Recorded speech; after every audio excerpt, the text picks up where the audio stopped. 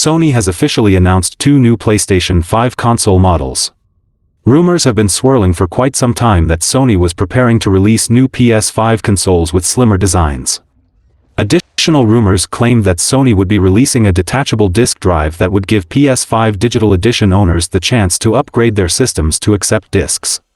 Rumors and leaks about the new PS5 console models have been persistent since they first cropped up, and now they've been proven accurate. The new PS5 console models are slimmer than their currently available counterparts, with their volume reduced by 30% and weight by 18% and 24%. The rumored PS5 detachable disc drive is confirmed as well, and it will release at some point later on for $80. There are 4 separate cover panels, with the top portion in a glossy look, while the bottom remains in matte. The consoles themselves will cost $500 for the PS5 with the disc drive and $450 for the PS5 Digital Edition, a $50 price hike compared to the current model. The new PS5 models will be available this November, and once the current stock of original PS5s are sold out, the new models will become the only option available to consumers. Consumers can also choose to purchase a vertical stand for $30. These new PS5 console models are functionally identical to the ones that are available now, except for the detachable disc drive that will be made available for the PS5 Digital Edition. This isn't a mid-gen upgrade like a PS5 Pro, though rumors suggest that such a product is also in the works. Considering this, some consumers may want to wait and see if the rumors of a PS5 Pro console are true before buying one of these new PS5 models. I'm doing that, waiting for a Pro. We are 10 days away from the launch of Marvel's Spider-Man 2, with additional games including Alan Wake 2 and Call of Duty Modern Warfare 3 launching shortly after. With these fantastic games coming, in addition to recent releases such as EA Sports FC 24, Assassin's Creed Mirage, and Baldur's Gate 3, there's plenty for gamers to play on PS5 this holiday season. It will definitely boost the PS5 sales in holidays alongside with Marvel's Spider-Man 2. The new PS5 models are coming at an opportune time for the PlayStation brand. Sony is set to launch its big Spider-Man 2 PS5 exclusive game very soon, and that will no doubt be a system seller this holiday season. While some shoppers may opt for the Spider-Man 2 PS5 bundle, others may prefer the slimmer PS5 consoles and decide to pick those up instead along with a separate copy of Spider-Man 2. Whatever the case may be, the era of the slimmer PS5 is nearly upon us. The next Nintendo console, provisionally dubbed the Switch 2, will be significantly more expensive than its predecessor and split into 2 models, a known leaker said. The insider also claimed that the system is planned to hit the market much later than what some past Switch 2 release window reports suggested. The source of the newly surfaced rumor is Soldier Delta, a member of the Discord server belonging to the Snitch, a reputable insider with years' worth of credible leaks to their name. In contrast, Soldier Delta's track record contains but a single item, an early July 2023 leak that revealed gameplay details about Team Ninja's PS5 exclusive Rise of the Ronin, substantiating them with a handful of legitimate-looking screenshots from the game. And though their trustworthiness is hence far from ironclad, the fact that the Snitch vouched for the veracity of their first leak suggests they had some level of industry insight in the past. Soldier Delta has once again taken to Discord on October 6 with a claim that the Switch 2 will have a digital-only model that will retail at $400, whereas the standard edition of the console will supposedly be $50 more expensive. For context, the Switch launched at $300. While the leaker characterized that pricing is subject to change, they seemingly insisted that the dual-model lineup is set in stone on 2 separate occasions. Soldier Delta also said that Nintendo is planning to release the Switch 2 on September 24, 2024. The gaming giant supposedly even set a fallback release date, in case something goes wrong, which is November 3, as per the same source. The leaker also reaffirmed the recent rumor suggesting the Switch 2 will have AR features and lack an OLED display. They even mentioned an NG codename, but later clarified how that moniker was only given to developers and isn't how Nintendo is actually referring to the system in-house. For reference, the Switch was codenamed NX, with Nintendo only announcing its official name in October 2016, some 5 months ahead of its market debut. A September release would likely mean the console would get unveiled no later than spring 2024, which is consistent with a recent rumor suggesting the Switch 2 will be official around its predecessor's 7th anniversary. Whenever Nintendo reveals more information about the Switch 2, it will be interesting to see which leaks about the device were correct. Nintendo President Shuntaro Furukawa recently gave an update about the short-term future of the original Switch. Nintendo's latest mainline console has been an overwhelming success, breaking sales milestones left and right since it was first launched way back in 2017. Nintendo President Shuntaro Furukawa sat down for an interview with Nikkei, as translated by VGC, during which he shared some insight into his company's plans for the next few years. These plans include focusing on the Switch until at least the end of the current fiscal year in March 2024. However, Furukawa also revealed that Nintendo will continue to develop software for the Switch all the way up to the end of March 2025. Furukawa also notes that Nintendo aims to capitalize on the success of Tears of the Kingdom and the Super Mario Bros. Movie throughout the upcoming holiday season. And there are certainly plenty of exciting first-party Switch titles on the horizon. This October will see the release of Super Mario Bros. Wonder, and Princess Peach Showtime is set to launch around the end of the current fiscal year next March. After that will come Luigi's Mansion 2 HD and Paper Mario: The Thousand-Year Door, both re-releases of titles from past console generations. Overlaps between console generations are nothing new, as Nintendo itself continued to support the 3DS handheld with new titles for a few years after the Switch launched in 2017. Thus, it's completely reasonable to assume that the Switch will continue to receive new software if Nintendo does release its next console next year, as many are predicting. In any case, Nintendo Switch owners can look forward to continued support until at least March 2025, even if the inevitable transition to new hardware begins before then. Meta and Reality Labs have recently announced that the Meta Quest 3 will be out on October 10th and unveiled more details about its price and specs. There are many excellent VR games available for several platforms right now, and the upcoming Meta Quest 3 wants to beat the competition with its new, improved design. Meta Quest 3 was originally unveiled during the Meta Quest Gaming Showcase 2023, which happened in June. At the time, Reality Labs announced new games and hyped the upcoming headset, but it did not announce its main features. Now, Reality Labs finally revealed the specs of the Meta Quest 3 headset, which will be out by October 10th, and cost $500, 128GB version, or $650, 512GB. The new device will weigh 515 grams, being only slightly heavier than its predecessor, and will come with 6 advanced camera sensors, which are said to offer an improved immersive experience. The Meta Quest 3 also comes with 8GB of RAM, 2GB more than the Meta Quest 2, and an LCD monitor with a 2064 by 2209 resolution per eye. The headset will employ the Qualcomm Snapdragon XR2 chipset and have fully redesigned controls for better gameplay and a more ergonomic style. It also supports a 6E Wi-Fi signal and has a 120Hz refresh rate.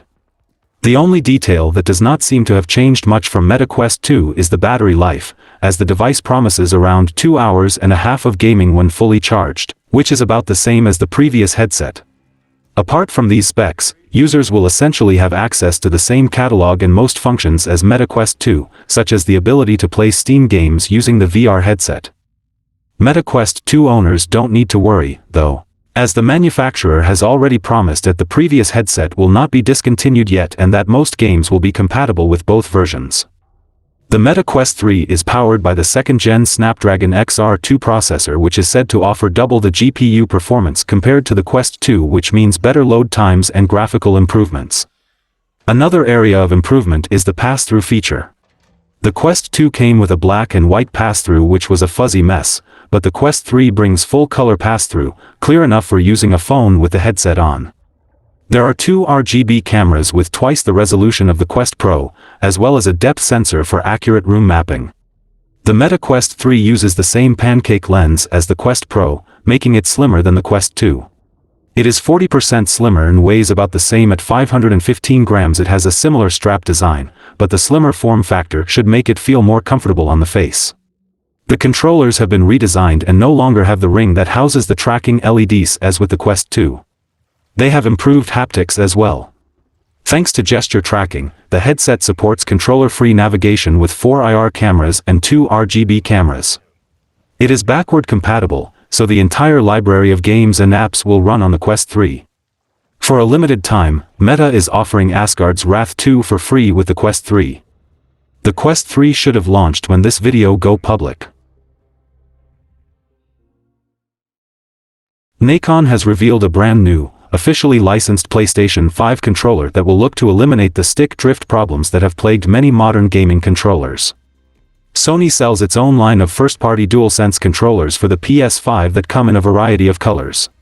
PS5 gamers can also check out the DualSense Edge controller, which offers premium features with a premium price to match. The PS5 DualSense Edge controller has often been compared to the Xbox Elite Series controller line. The DualSense Edge offers custom profiles, adjustable triggers, customizable profiles, and all kinds of other bells and whistles to justify its hefty $200 price tag. The new Nacon PS5 controller is similarly priced and also goes out of its way to offer serious value to those who are willing to spend a little more on controllers. The recently revealed Revolution 5 Pro controller from Nacon is compatible with PC, PS4, and PS5. Nacon says that the controller reflects years of research and has touted 5 specific features as its main selling points. The new Nacon PS5 controller has over 60 customization options, a 10-hour battery life, trigger blockers, wireless and wired capabilities, and it's designed using premium materials. The controller costs €230 and pre-orders are available now directly through the retailer for a vague December 2023 launch. If the Nacon Revolution 5 Pro controller delivers on its promise to eliminate stick drift, it could be a game changer. While PS5 DualSense controllers haven't had as many issues with stick drift as other modern gamepads, it's still been a problem for some gamers. The Nacon Revolution 5 Pro controller uses magnetic technology to eliminate stick drift. And that could very well be worth the price of admission for some gamers who have had a lot of problems with stick drift. In fact, the controller could potentially save them money in the long run since they won't have to worry about replacing controllers with stick drift.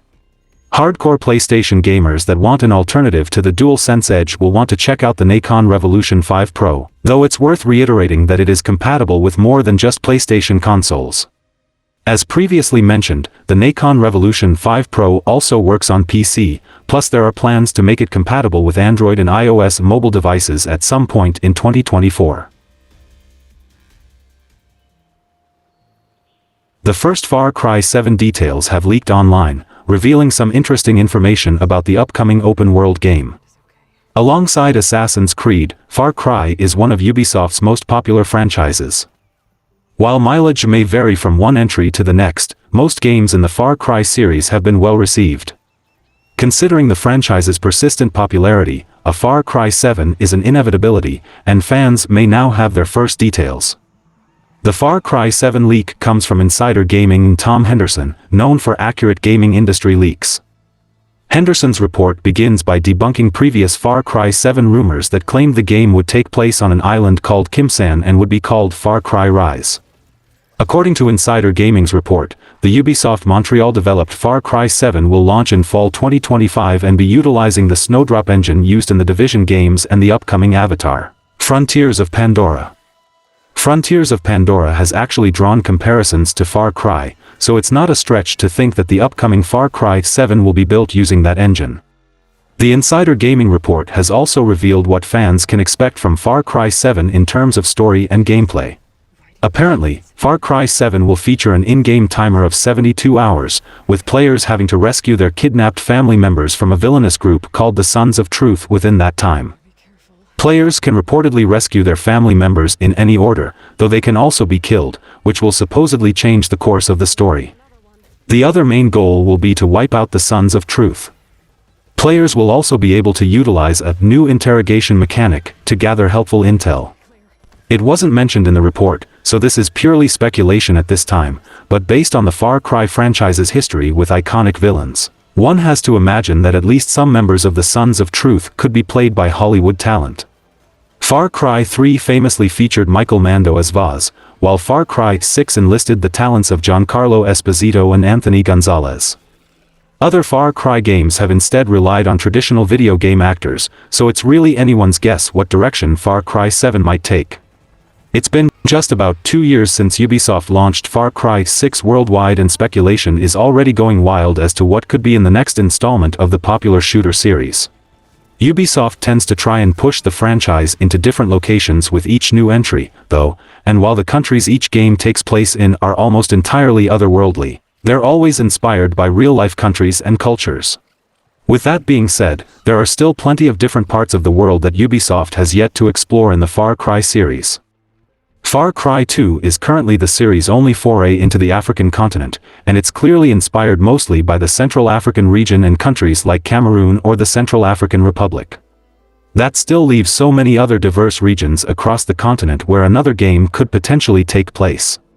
Northern Africa is definitely a region that would provide an interesting contrast, with countries like Morocco, Algeria, and Egypt containing cultures that combine European, African, and Arabic influences in a way that is unlike anything else that can be found in the world.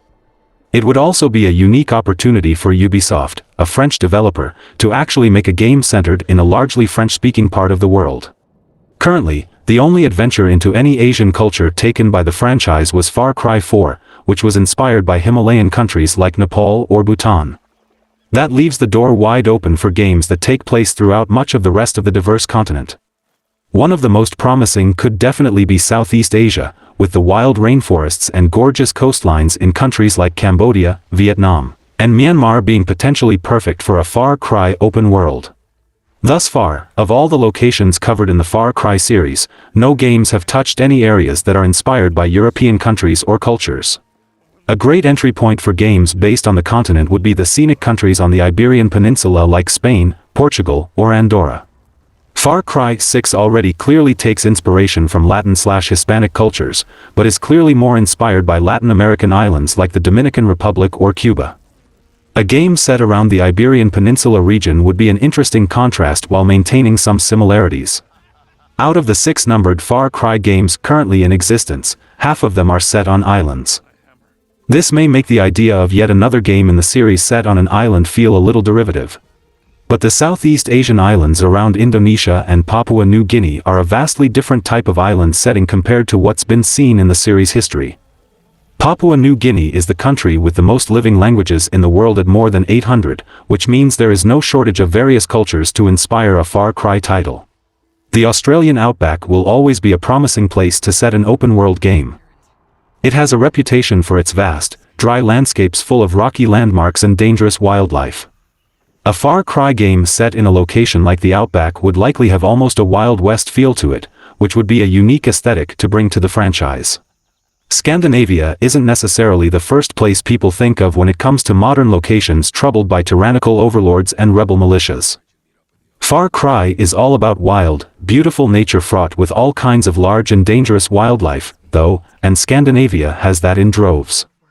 There hasn't been a Far Cry game with polar bears yet, and a game set in this region would be an ideal introduction for the animal. As far as the story goes, Far Cry has experimented with alternate timelines and traveling to different time periods in the past. There are plenty of opportunities for Ubisoft to set a Scandinavian game back in the Viking era or in an alternate reality where part of the region is engulfed in a violent domestic struggle. Or a South Indian location or Sri Lanka should fit the theme very well. Far Cry 7 has a lot to live up to from the series' villains for its own iconic antagonist. And really, Far Cry 7 is a matter of when, not if. If the Far Cry 7 release date is truly in 2025, then fans may find out more about it next year. In the meantime, there's also the Captain Laserhawk A Blood Dragon Remix animated series on Netflix for Far Cry fans to look forward to in October. The console release of Air Twister is still more than a month away, yet Yu Suzuki and his team have already begun working on a new game. The influential Japanese developer revealed as much during a recent interview with IGN Japan, though fans of Suzuki's work will need to wait a little while longer to find out more about the project. The interview in question took place at this year's Tokyo Game Show, where Suzuki was in attendance to promote the console port of his Apple Arcade game, Air Twister. As well as appearing on the Konami stage to discuss the upcoming release, he also took part in a special live stream with IGN Japan, and it was here that he revealed that a new game is currently in development at YSNet. With nearly 4 years having now passed since the release of Shenmue 3, fans of the franchise will no doubt be hoping that Suzuki and his team are working on a sequel, but this doesn't appear to be the case right now. In the very same interview, Suzuki was asked directly about the future of Shenmue, and although he confirmed that he's still keen to finish Ryo's story, It seems as though he's still waiting for the right opportunity to do so. Of course, if Shenmue 4 were currently in development, it's unlikely that Suzuki would casually announce it during an interview to promote one of his other games, so anything is possible. However, whatever this new project is, the chances of it being revealed right before the console release of Air Twister seem remarkably slim, so fans will probably have to wait at least another month or so to find out more. Air Twister is scheduled for release on November 10th and will be available on both current and past-gen consoles. The Switch version of the game was playable at this year's TGS and seemed to garner a fair amount of attention throughout the course of the event. It's incredibly accessible, though will likely appeal to fans of Suzuki's classic arcade games in particular, as it serves as a spiritual successor of sorts to 1985's Space Harrier. With this in mind, it's possible that Suzuki's next game will also borrow ideas from his past, with once groundbreaking games like Outrun, Hang On, and Afterburner still popular in certain circles and well worth revisiting. In fact, while speaking with IGN Japan, Suzuki expressed his desire to combine some of these old arcade games into a set. So fans of his work may well have that to look forward to, as well as whatever it is that he and his team are currently working on. A recent rumor from an insider has hinted at the possibility of a horror game based on the wildly popular Scream franchise being in the works. With the recent trend of bringing iconic horror villains into the gaming world, like the recent Texas Chainsaw Massacre title, a Scream game could be an exciting prospect for many fans of the horror genre. Thanks to titles like Dead by Daylight adding popular horror villains into their games, some studios have been realizing the untapped potential of exploring these major properties that have permeated pop culture for years. With the recent release of Texas Chainsaw Massacre, there seems to be a growing trend of bringing horror icons into the gaming space. The history of horror games is dense and contains some of the most popular titles in gaming, like Resident Evil and Silent Hill, who have brought to life some truly terrifying monsters in their own right. However, if one rumor is to be believed, a major horror studio may be taking the reins on a game adaptation of one horror's most terrifying killers. An insider aptly named The Tipster on Twitter shared some information that might make many horror fans' ears perk up. The tipster claims they heard back in May that a game based on the Scream franchise is currently in development. An even more exciting detail is that they also believe Supermassive Games, the studio behind horror hits like Until Dawn and The Quarry, could possibly be behind the project. If Supermassive Games is behind the project, then that also implies this rumored Scream game may subvert expectations and forego the asymmetrical gameplay that seems to be popular with horror games that feature major villains from other forms of media. Some are hoping for a fun slasher title similar to Until Dawn. Supermassive Games has a great catalog of horror titles that have taken inspiration from trope-heavy horror movies, and this would make the studio a great developer to put behind a project like Scream. Although asymmetrical horror can be fun, a Scream game that embraces the true essence of the movies would be an incredibly fun experience to jump into. Asymmetrical gameplay might be a difficult way to capture the energy of the Scream movies, but a Supermassive Games approach to the rumored project could be a match made in heaven. Hopefully this Scream game comes to fruition. Silent Hill Ascension will premiere on October 31st. The new Silent Hill game will be a community-driven live stream series where fans will have the power to decide the character's fate. Announced last year along with two other Silent Hill projects, Silent Hill Ascension will be an innovative take on the popular survival horror game. The series will focus on multiple main characters from different parts of the world that have been tormented by various Silent Hill monstrosities. The viewer's job will be to help the characters survive throughout Ascension's episodes. It's important to note that all decisions will be final once the series ends, unlike other choice-based games where players could get multiple outcomes. Fans of the universe can already pre-register for Silent Hill Ascension via the Google Play Store, and download the game for free once it's out. On October 2nd, the game's listing was updated to include the official release date of the first episode. October 31st at 6 p.m. Pacific Time. Based on the description, Ascension will have daily live story scenes that will be different based on players' decisions on certain days. Players will also be able to catch up on the series on demand.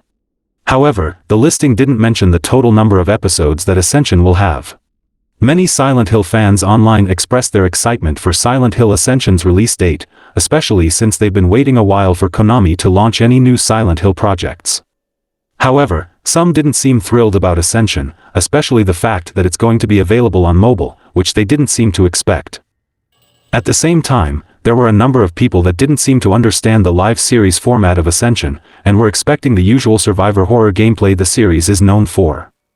The live stream format is a growing gaming genre as some developers have started utilizing it to make players feel more involved in game stories. Genvid Entertainment, the company Konami partnered with for Silent Hill Ascension, also revealed recently that it's working on Borderlands Echovision Live. Just like Ascension, players will be given the power to decide what will happen to characters in this Borderlands game. Both titles might not operate like a regular video game, but players could look at them as leveled-up versions of the choice-based mechanics. Apart from Silent Hill Ascension, Konami is also developing Silent Hill F and Silent Hill Townfall, which are still shrouded in mystery. For now, fans could treat Ascension as a teaser to begin the exciting new era of Silent Hill, soon to be followed by Silent Hill 2 Remake. Hitman World of Assassination is getting treated to a substantial influx of new content all throughout October, which is largely aiming to commemorate IO Interactive's 25th anniversary. As part of the same celebrations, the developer also announced a remastered version of Hitman Blood Money. The Copenhagen-based studio completed its trio of Hitman reboots in early 2021. 2 years later, the company combined the Hitman trilogy into a single package as part of a move that also saw it rebrand the series' third entry into Hitman World of Assassination. And while the Hitman franchise is now set to go on hiatus, World of Assassination is still receiving regular updates, with IO Interactive just detailing its next wave of additions planned for October. The newly unveiled roadmap is split into 2 parts, IOI Anniversary content and regular monthly novelties. The latter will begin rolling out on October 5th with the arrival of the Faster Than Rocco Challenge, which will task players with completing the last Yardbird Sniper mission in no more than 1 minute and 47 seconds in order to unlock the Sniper Challenge suit. October 13th will then mark the arrival of a new elusive target, Bad Boy, who will appear in the Sapienza level. Another elusive target is coming to Hitman World of Assassination a week later, when players will have a single opportunity to take out the food critic in Bangkok. The final stretch of the month is reserved for IOI Anniversary content, starting with a set of multi-level challenges on October 26 that will allow players to unlock the retro codename 47 suit, which boasts a distinct low-poly look inspired by the 2000 game that spawned the iconic series. Another challenge called A Nightmare in Hawke's Bay is scheduled to launch on the same day. The task will require fans to demonstrate their skills with the Bat Shuriken, rewarding anyone who does so with the Jack-o'-lantern suit just in time for Halloween. Alexios the Drop Lascardis, another elusive target played by famous Belgian DJ Dimitri Vegas, is then set to debut in the game on October 27th. Ditto for the Purple Streak suit, IOI's first ever Twitch drop that will be given away during the developer's upcoming live stream.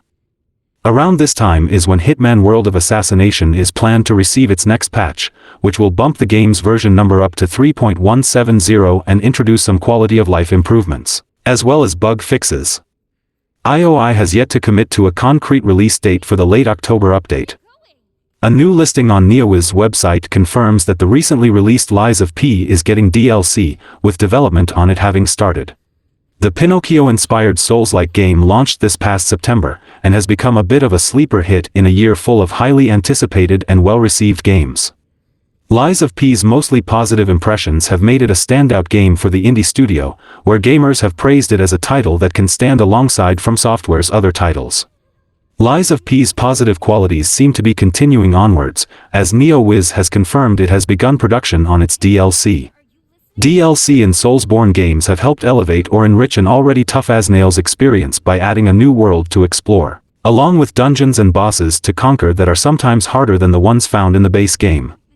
Lies of P had teased gamers with a continuation in its post-credits scene, which gave hints of where the game could go after the main story. With the game's current success, it's likely not surprising to see that NeoWiz has started production on DLC for the fairy tale-inspired Souls-like. This was confirmed on the publisher's website, which lists a number of open positions at the company. One of these positions includes a DLC content planner for Lies of P, which details some of the position's responsibilities and a summary of the game, which includes its aim of making a twisted version of the Pinocchio fairy tale. The position also states how DLC is planned for production, so these positions indicate that the DLC is still in very early development. Other critical positions include a quest planner and scenario writer. Many fans were very excited to hear the game would be getting DLC, some referring to Lies of P's aforementioned post-credit scene as a possible direction as to where it could go, where it mentions Dorothy, likely referring to another classic fairy tale, The Wonderful Wizard of Oz. Others hope that the DLC didn't follow up on that plot thread, as its premise is big enough to be saved for a proper sequel to Lies of P. Another subset of fans believed that the DLC could help tie the base game and post-credit scene together and give hints on the direction of a sequel. Lies of P is becoming an acclaimed fantasy adventure, with its unique take on the classic fairy tale making it stand out. This includes the classic puppet imagery being twisted into disturbing robots and utilizing unique mechanics that are based on its source material. NeoWiz and co-developer Round 8 have a lot to pull from for inspiration regarding DLC, so it will be interesting to see what direction the DLC will go in. A new leak suggests that Naughty Dog's The Last of Us 2 could be coming to the PlayStation 5 at some point in the near future.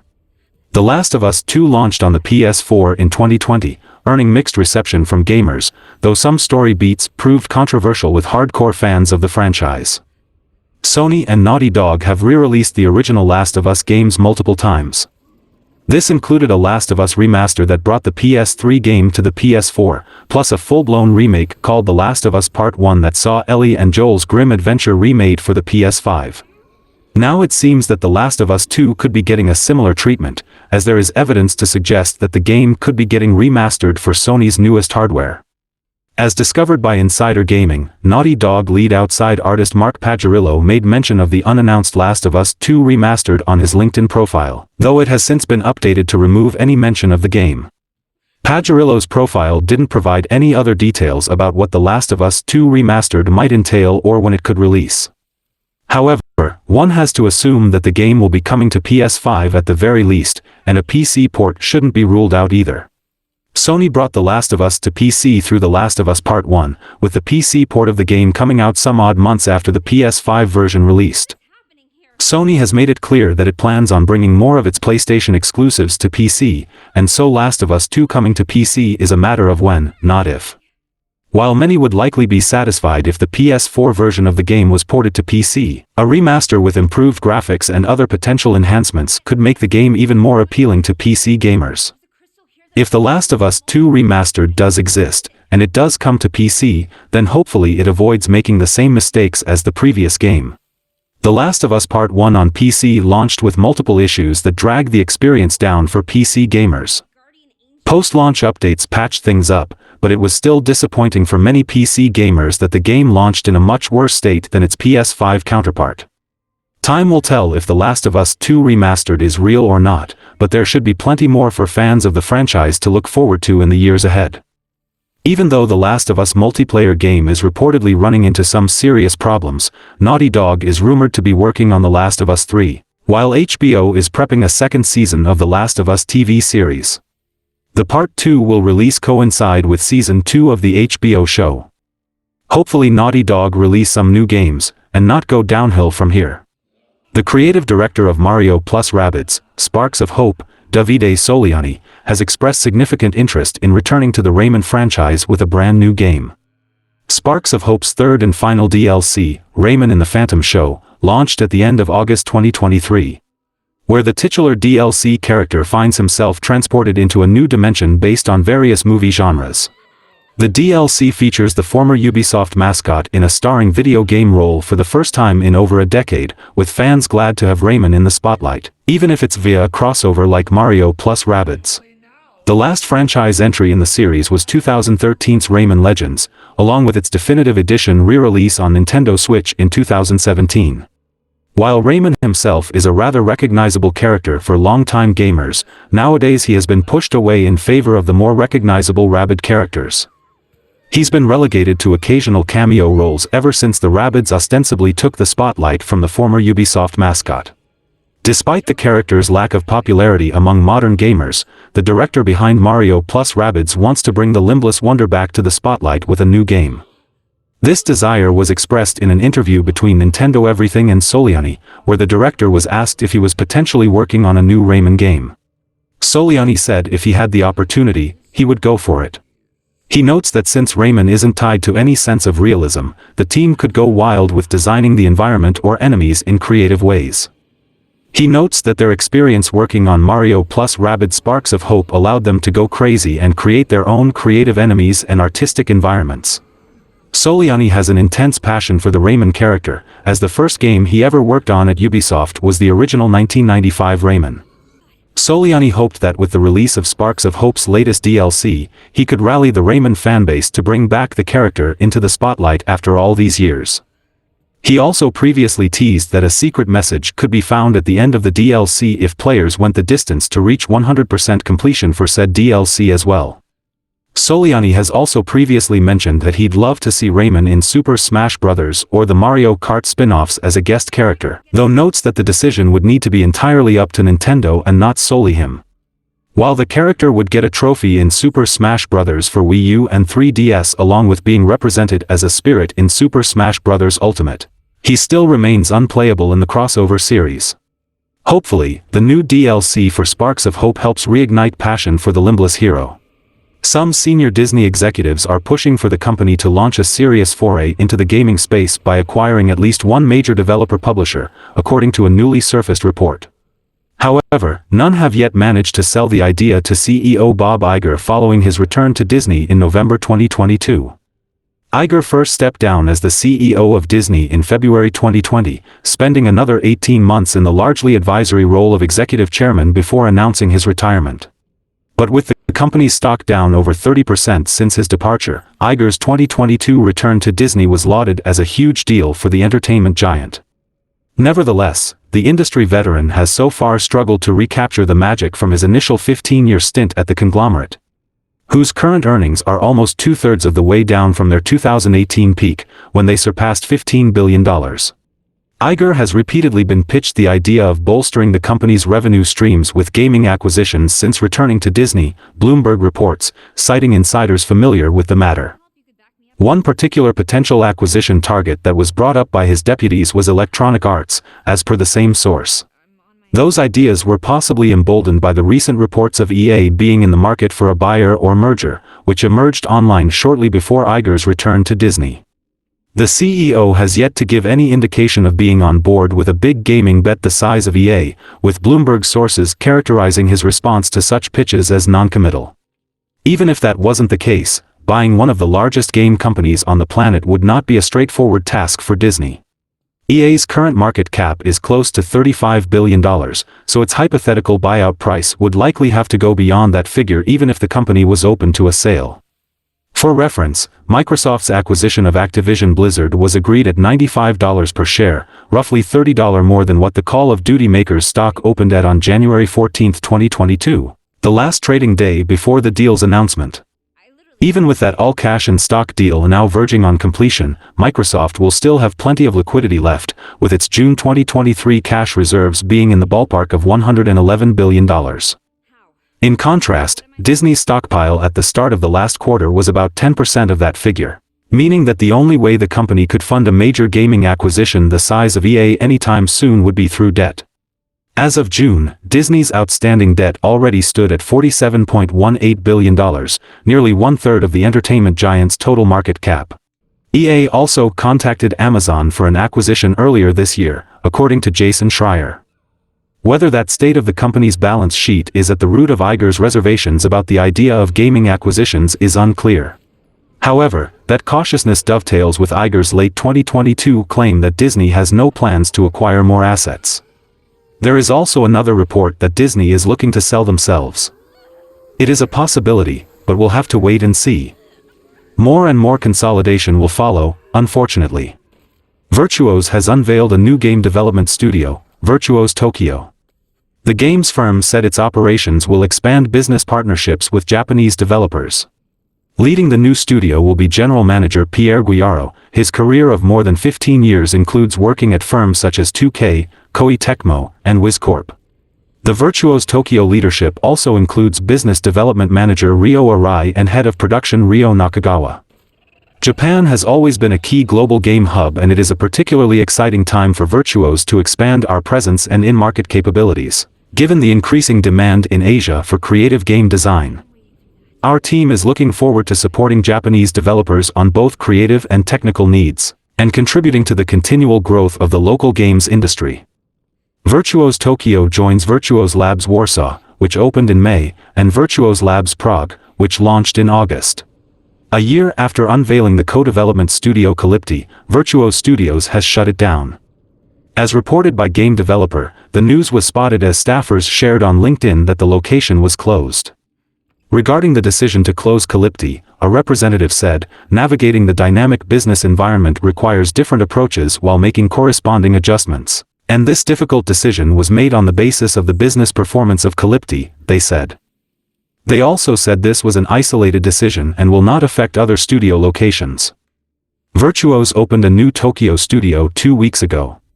Months prior, the creative service firm opened Virtuos Labs Warsaw and Virtuos Labs Prague. The closure of Calypti joins a long list of job cuts and studio redundancies that have taken place throughout 2023. Data estimates that over 6,000 games industry jobs have been lost so far. However, some companies have not disclosed the actual number of roles cut, and the exact job loss figure is likely higher. Unity CEO John Riccitiello is retiring from his role as the head of the company effective immediately. Riccitiello became the chief executive officer of the company in late 2014 and had previously served as a controversial CEO of Electronic Arts from 2007 to 2014. His retirement from Unity comes following the recent controversy over the engine's pricing. The controversy started in September and escalated rather quickly. It was revealed that any game made with the Unity game engine that passed certain installation and revenue thresholds would now be charged a fee every time the game was downloaded, and there was not an option for developers to opt out of it. The pricing structure immediately generated outrage from developers before the company attempted to justify the decision and failed to bring the public to its side. Now, it appears that the controversy may have inspired a corporate shakeup. On October 9, Unity Technologies revealed that President and CEO John Riccitiello was stepping down from his roles effective immediately but will still advise the company as it searches for a new CEO. An exact reason for Riccitiello's departure was not given, though it is possible that the backlash against the company's new policy may have had something to do with it. In addition, the former Unity CEO sold over 2,000 shares of stock he owned in the company, possibly indicating he knew what was coming in some way. Shortly after it announced its new generative AI tools in June, Riccitiello doubled down in support of the technology, saying that they would be trained on internal art or licensed from third parties. This came a week after the firm dropped one of its AI partners after it was revealed that it was selling assets built by human developers. His retirement also comes less than a month after the company announced that it would add a new runtime fee charge every time a game using its engine is installed. The idea was met with ample developer backlash, prompting Unity to revise the controversial policy, including removing the fee for any games built on a Unity personal license. Following the initial announcement of the changes, hundreds of developers protested Unity's new pricing structure. Popular messaging service Discord also threw shade at the company, and Unity offices were temporarily shut down due to death threats. Developers would even go on to boycott Unity ads over the new pricing policies. All of these protests, however, seem to have worked to some extent. Less than a month after the initial announcement, Unity changed how its fees would work following the backlash. Under this new policy, there would no longer be fees for games using previous builds of the engine. In addition, Unity Pro and Enterprise users would only be subjected to fees if their games made over $1 million in revenue over 12 months and would be self-reported by developers. Currently, it isn't entirely clear whether any of this had anything to do with Riccitiello's departure or if the timing was just an unfortunate coincidence.